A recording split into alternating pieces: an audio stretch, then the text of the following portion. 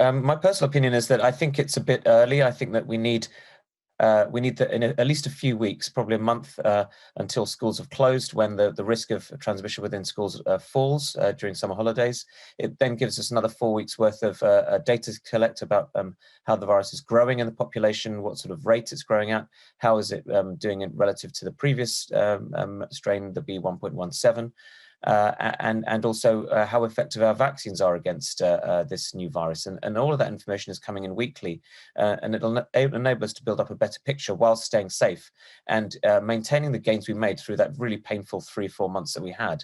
There's a large number of imported cases from India due to travel, and those cases have led to a number of sort of small clusters of infections, as you'd expect, and that's happened in the context of a vaccinated population.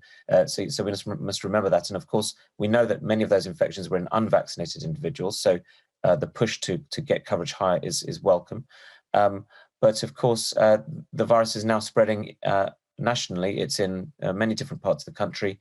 It's now left the individual communities in which it started.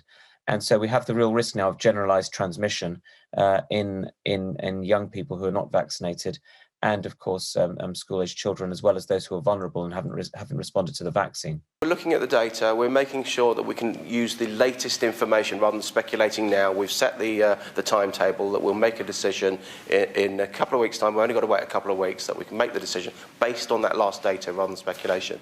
Careful view on where those any increase in infections with the Indian variant are happening, and that's why we're looking at surge testing in those areas and really making sure we're getting on the front foot.